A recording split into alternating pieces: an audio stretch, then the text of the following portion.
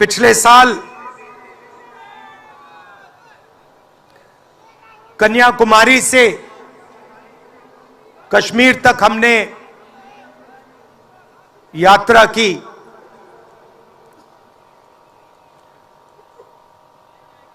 यात्रा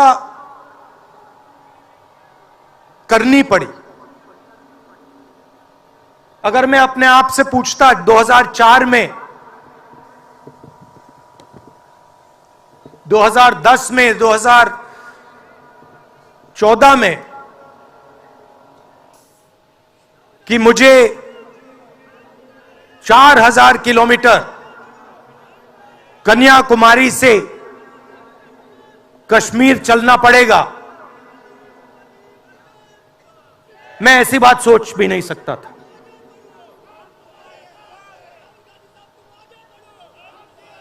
ये यात्रा, शांत हो जाएं, ये यात्रा हमें क्यों करनी पड़ी? क्योंकि देश का जो कम्युनिकेशन का सिस्टम है, चाहे वो मीडिया हो, सोशल मीडिया हो, वो आज देश के हाथ में नहीं है।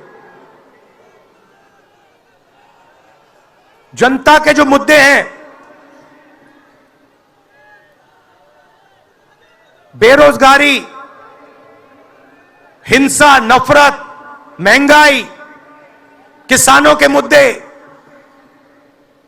अग्निवीर के मुद्दे, जवानों के मुद्दे, वो मुद्दे आपको मीडिया में नहीं दिखाई देंगे। तो हमने ये यात्रा करनी पड़ी क्योंकि और कोई चारा नहीं था। देश के ध्यान को पकड़ने के लिए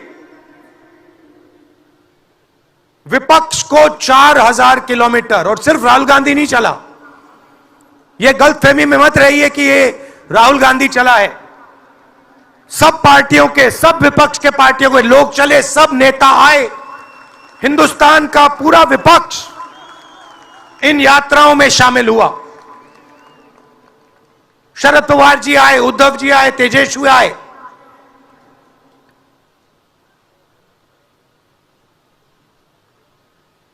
सोशल मीडिया में भी आप गलतफहमी में मत रहिए।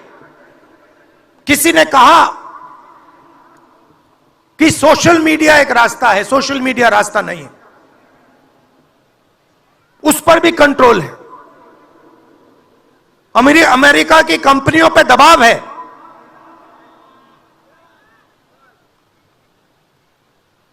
तो काफी डिस्कशन होता है कि हम बीजेपी से लड़ रहे हैं।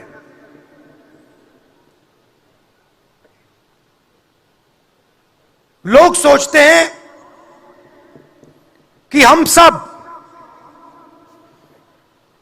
एक राजनीतिक दल के खिलाफ लड़ रहे हैं। देश भी सोचता है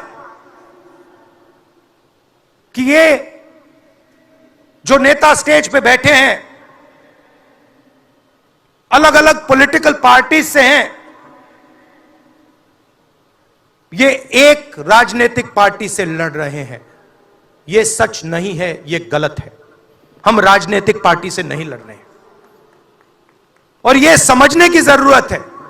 हिंदुस्तान के युवाओं को यह बात समझनी होगी। कोई और कहता है ये सब लोग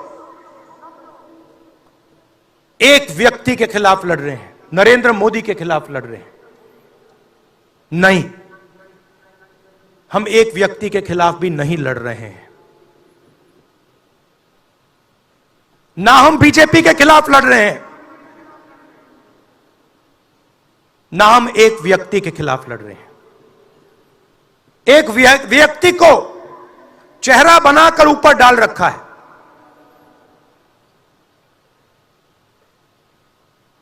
हिंदू धर्म में शक्ति शब्द होता है। हम शक्ति से लड़ रहे हैं, एक शक्ति से लड़ रहे हैं। अब सवाल उठता है,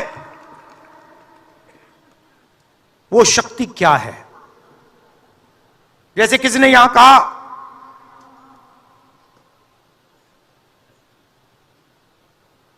राजा की आत्मा ईवीएम में है।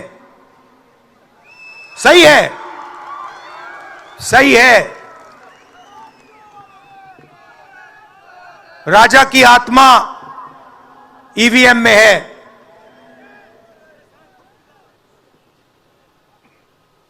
हिंदुस्तान की हर संस्था में है, ईडी में है, सीबीआई में है, इनकम टैक्स डिपार्टमेंट में है। एक वरिष्ठ नेता, नाम नहीं लेना चाहता हूं, इसी प्रदेश के एक वरिष्ठ नेता कांग्रेस पार्टी को छोड़ते हैं और रो के कहते हैं, मेरी मां से रो के कहते हैं कि सोनिया जी, मुझे शर्म आ रही है, मेरे में इन लोगों से, इस शक्ति से लड़ने की हिम्मत नहीं है, मैं जेल नहीं जाना चाहता हूं। और ये एक नहीं है, ऐसे हजारों लोग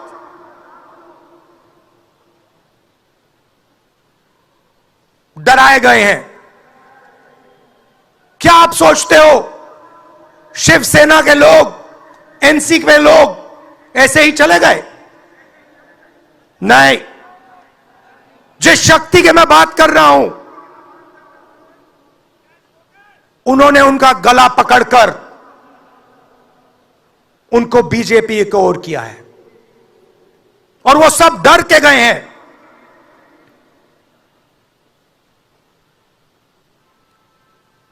चार 4,000 किलोमीटर चला, उसके बाद 6,000 किलोमीटर मणिपुर से महाराष्ट्र, मुंबई, धारावी।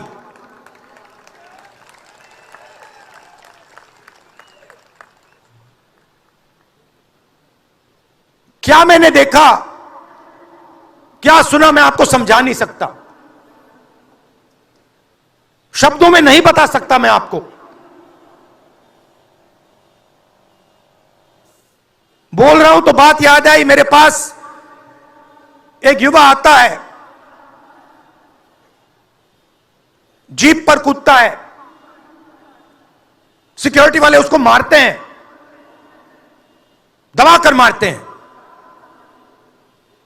तब भी वो आता है, हाथ पकड़ता है, आंख में आंसू, मुझे कहता है, राहुल जी, मैंने 3 साल हर रोज सुबह रनिंग की,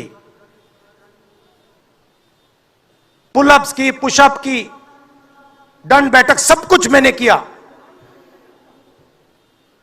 मेरे दिल में देशभक्ति थी।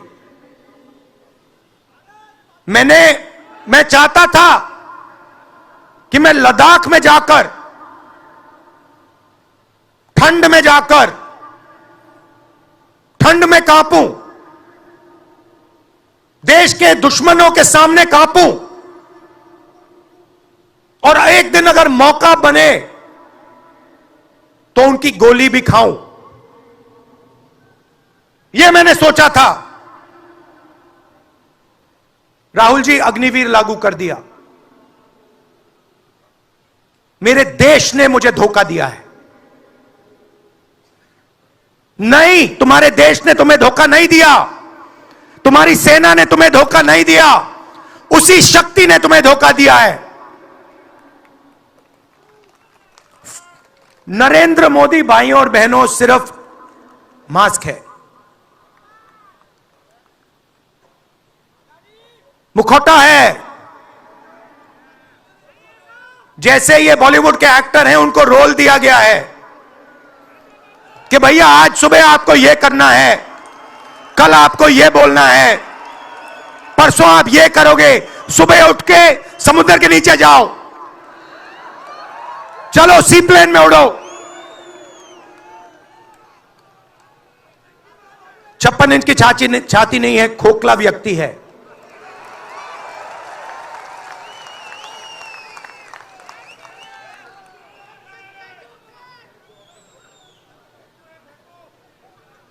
धारावी को देखिए आप। मुझसे पूछा गया कि ये जो यात्रा होगी कहां से कहां होगी। मैंने सोचा, एक बात क्लियर थी, मणिपुर से शुरू होगी। क्यों? वहां पे इसी शक्ति ने सिविल वॉर का माहौल बना रखा है।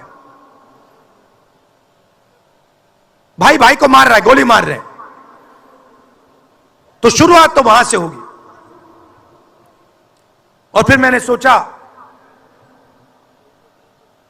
अगर हिंदुस्तान को नया विजन देना है तो यात्रा धारावी में खत्म होगी। यह हुनर का कैपिटल है, हिंदुस्तान के टैलेंट का, स्किल का, हुनर का कैपिटल है। और इनको यहीं से, मुंबई से, इनके घरों से वही शक्ति इनको उठाकर बाहर फेंक रही है।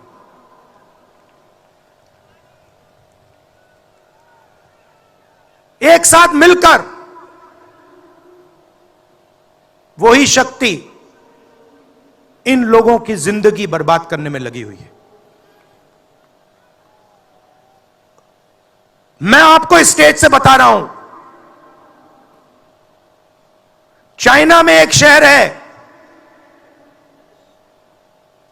उसका नाम शेंजन है। सच्चा मुकाबला उस शहर से है जो आपको मीडिया में कभी कोई नहीं बताएगा। धारावी शेंजन का मुकाबला कर सकता है। बैंक के दरवाजे इन बच्चों के लिए खोलो, इन बच्चों को सरकार की मदद करो, और फिर देखो ये शेंजन का क्या करते हैं।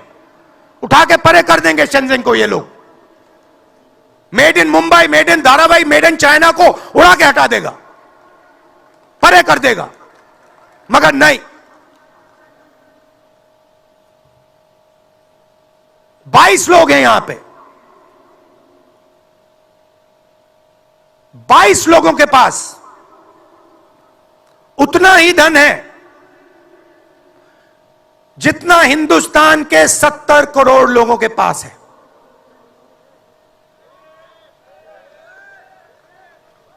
हिंदुस्तान में इंटरनेशनल एयरपोर्ट खुलवाने के लिए साल लग जाते हैं। 10 दिन में शादी के लिए इंटरनेशनल एयरपोर्ट खुल जाता है। वो ठीक है, कोई बड़ी बात नहीं है। अगर 10 दिन में शादी के लिए खुल जाता है, वो ठीक है, करना है करो।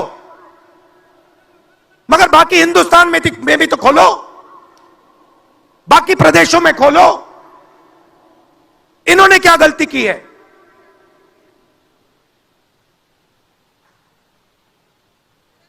पचास 50% हिंदुस्तान की आबादी पिछड़े वर्ग की है, 15% दलित, 8% आदिवासी, 15% माइनॉरिटी, 5%, 7% गरीब जनरल कास्ट के लोग। मीडिया के मालिकों की लिस्ट निकालिए, नाम दिखा दीजिए मुझे। दलित का नाम दिखा दो, आदिवासी का नाम दिखा दो, पिछड़े का नाम दिखा दो लिस्ट में। एक नहीं मिलेगा आपको। मैं ढूंढ रहा हूं, महीनों से ढूंढ रहा हूं।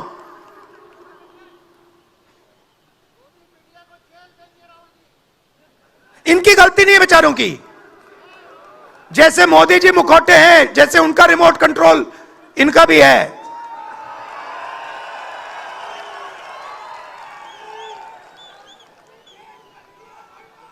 मीडिया में कोई नहीं। हिंदुस्तान की सबसे 200 बड़ी कंपनियों की लिस्ट निकालिए, मालिकों की लिस्ट निकालिए। गरीब जनरल कास्ट का व्यक्ति का नाम बता दो मुझे, दलित का, पिछड़े का, किसी भी गरीब व्यक्ति का नाम बता दो, किसी भी पिछड़े का नाम बता दो 200 कंपनियों के मालिक की लिस्ट में, नहीं मिलेगा।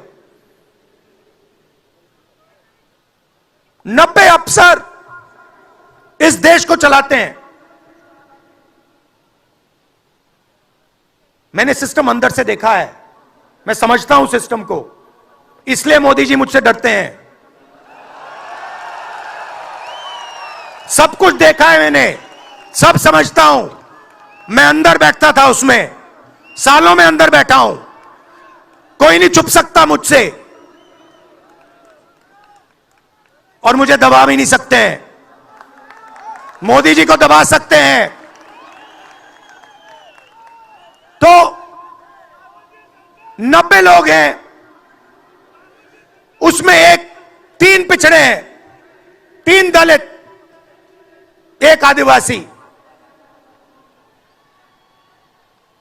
फर्स्ट जनरेशन गरीब जनरल कास्ट का मुझे दिखा दो, उसमें 1 नहीं मिलेगा। बजट में 100 रुपए खर्च होते हैं,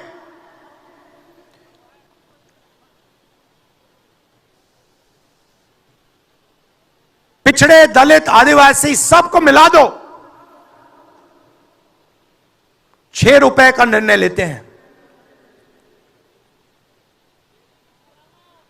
पॉलिसी कहां बनती है? पॉलिसी ये 90 लोग बनाते हैं, उसमें 200-300 और जोड़ दो,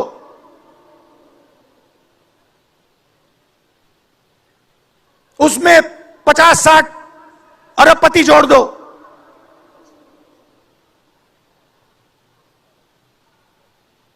यह है सच्ची शक्ति जो हिंदुस्तान को चला रहा है।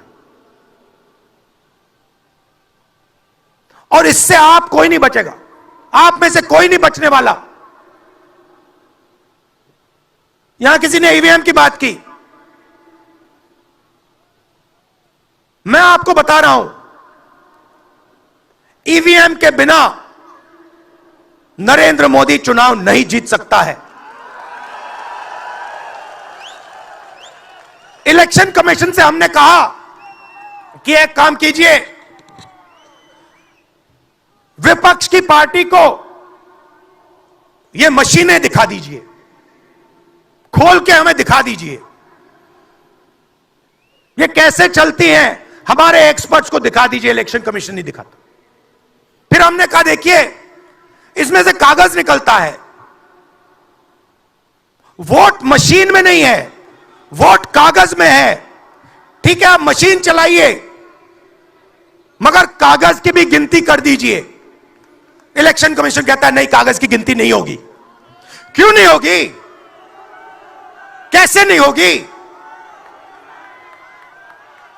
सिस्टम नहीं चाहता कि ईवीएम की गिनती हो जाए। क्यों? क्योंकि यह सिस्टम आपके धन को चोरी करने का सिस्टम है। यह आप लोग जीएसटी देते हो, उतनी ही जीएसटी देते हो जितना अदानी देता है।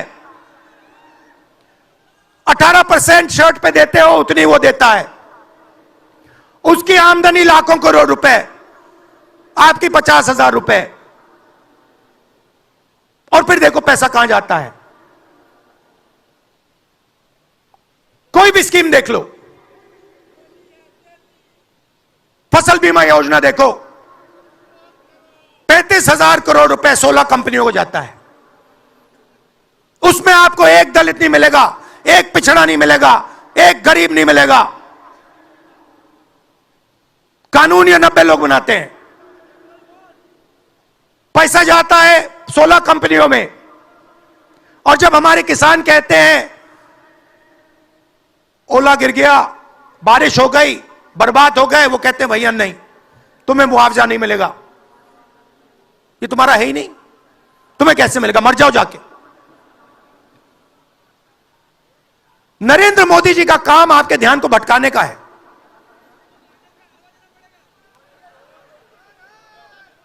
कभी आपसे कहेंगे देखो देखो चाइना की ओर देखो, पाकिस्तान की ओर देखो, कभी मोबाइल फोन की लाइट ऑन कर देंगे, थाली बजाओ,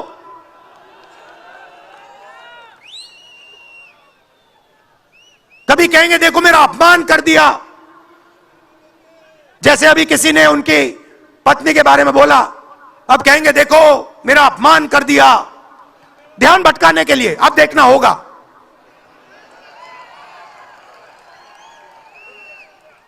मगर यात्रा में यह सब साफ दिख जाता है, दर्द दिख जाता है, दुख दिख जाता है।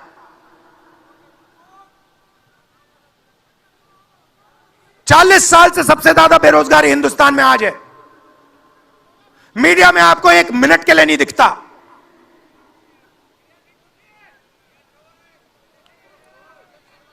मोबाइल फोन आप देखते हो, चाइना का मोबाइल फोन, शर्ट खरीदते हो, चाइना की शर्ट, जूते खरीदते हो, चाइना के जूते। चाइना के युवा को फायदा हो रहा है, और किसको फायदा हो रहा है? और किसको फायदा हो रहा है? यह आपने कभी पूछा अपने आप से? जब चाइना का यहां माल बिकता है, सिर्फ चाइना को फायदा नहीं होता, हिंदुस्तान के अरबपतियों को भी फायदा होता है भाई और बहनों। इसलिए धारावी को कभी उठने नहीं देंगे। इसलिए धारावी को यह सरकार कभी सपोर्ट नहीं दे सकती।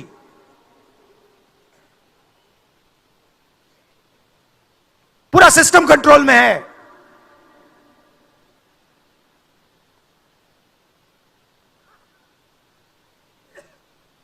जब इनकी पहले सरकार आई, मैं आपको दिल की बात बताता हूं, पहले इनकी सरकार आई, अरुण जेटली मेरे पास आते हैं, कमरे में बैठते हैं और मुझे कहते हैं राहुल, ये जो लैंड एक्विजिशन का मामला है,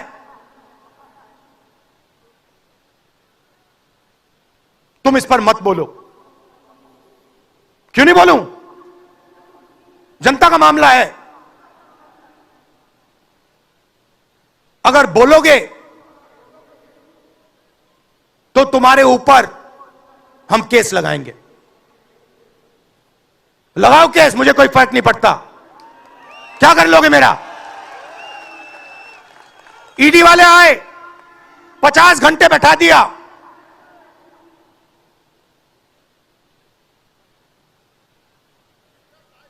अंत में पता है क्या बोलता है ईडी का अफसर? मुझे पता है क्या बोलता है? कहता है राहुल जी, आप किसी से नहीं डरते हो, आप नरेंद्र मोदी को हरा सकते हो।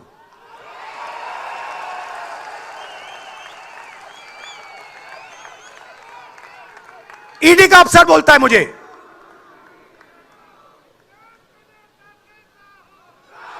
मगर मैं राहुल गांधी नहीं हूं। आप यह मत सोचो कि मैं राहुल गांधी हूं। आप यह मत सोचो कि उद्धव ठाकरे हैं। यह नहीं है, यह हिंदुस्तान की आवाज है।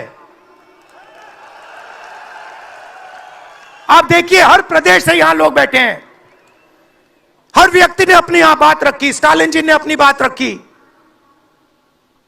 सोरेन जी ने अपनी बात रखी। यह हिंदुस्तान बोल रहा है। नरेंद्र मोदी जी की मीटिंग देखिए, वहां सिर्फ एक व्यक्ति बोलता है।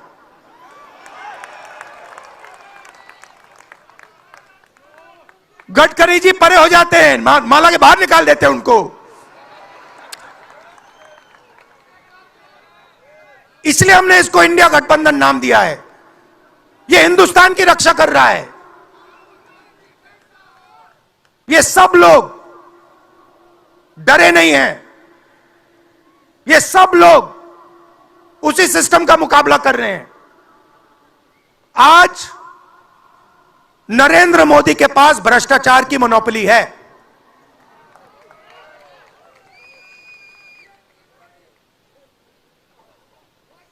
इलेक्टोरल बॉन्ड्स का सिस्टम निकाला। मैं आपको समझाता हूं। यहां पे जो छोटे छोटे सड़कों पे ना एक्सटॉर्शन चलता है, हफ्तेबाजी चलती है ना, वो नेशनल लेवल पे कर रहे हैं ये लोग। मैं बता देता हूं, 4 तरीके की हो रही है। एक, पहले ये कॉन्ट्रैक्ट देते हैं, सरकार कॉन्ट्रैक्ट देगी और सीधा परसेंटेज लेगी। इलेक्टोरल बॉन्ड देख लीजिए, उसमें साफ है, कंपनी को कॉन्ट्रैक्ट मिलता है, उसके एकदम बाद वो बीजेपी को हफ्ता देना शुरू कर देती है। दूसरा, सीधा एक्सटॉर्शन, ईडी सीबीआई भेज देंगे।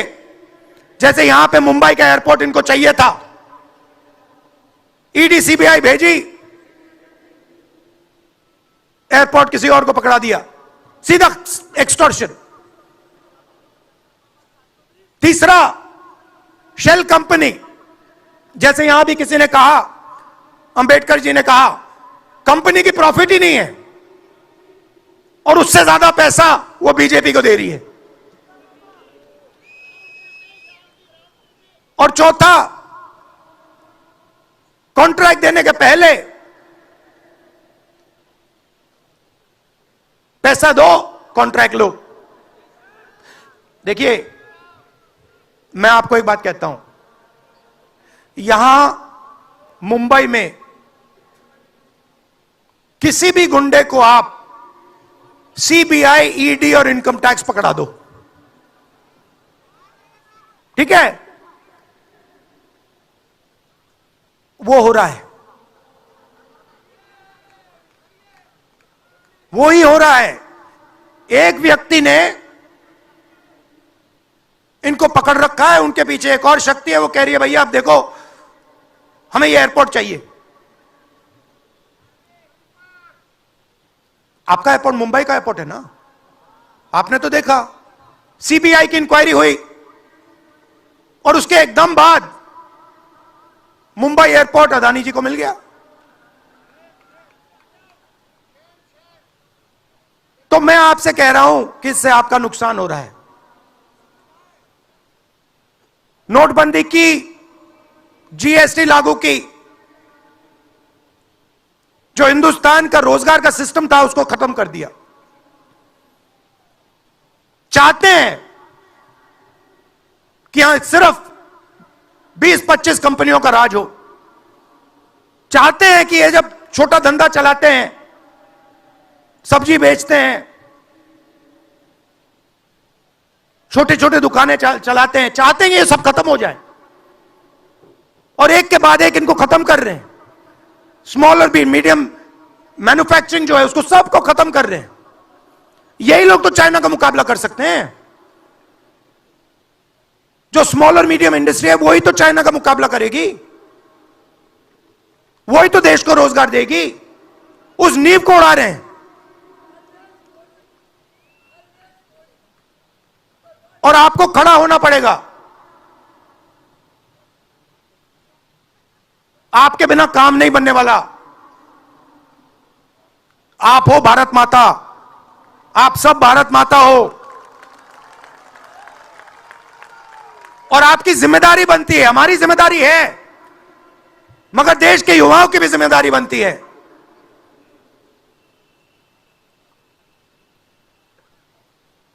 पूरा देश अग्निवीर के खिलाफ है। मैं 4000 किलोमीटर चला, एक युवा ने मुझे नहीं कहा कि अग्निवीर अच्छा लगता है। वो जो रो रहा था मुझे कहता है राहुल जी मैं नहीं जाऊंगा, मैं नहीं जाऊंगा, मैं अग्निवीर नहीं बनूंगा। और फिर मुझे कहता है राहुल जी जहां पे पहले हम दौड़ने जाते थे वो सब खाली पड़ा है। यात्राओं से मुझे बहुत सीखने को मिला। दर्द भी हुआ, चोट भी लगी,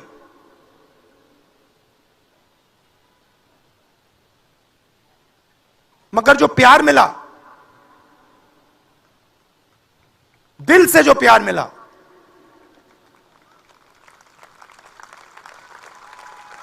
वो उसका कोई मुकाबला ही नहीं है। मैं बता ही नहीं, समझा नहीं सकता आपको। और जो भी आप मुझसे करवाना चाहो, जहां भी आप मुझे बुलाना चाहो, मैं आपके लिए और इस देश के लिए हाजिर हूं। यह नफरत का देश नहीं है, यह मोहब्बत का देश है। नफरत जानबूझ के फैलाई जा रही है। नफरत इसलिए फैलाई जा रही है कि आप अपना ध्यान इधर उधर करो और आपके जेब में से आपका पैसा लूटा जाए, छीना जाए।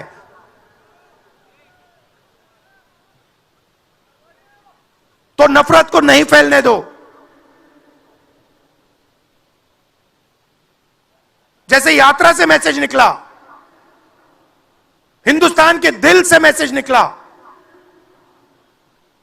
नफरत के बाजार में मोहब्बत की दुकान खोलो। यह हमारे सब महापुरुषों ने कहा है। गांधी जी ने कहा, बुद्ध भगवान ने कहा,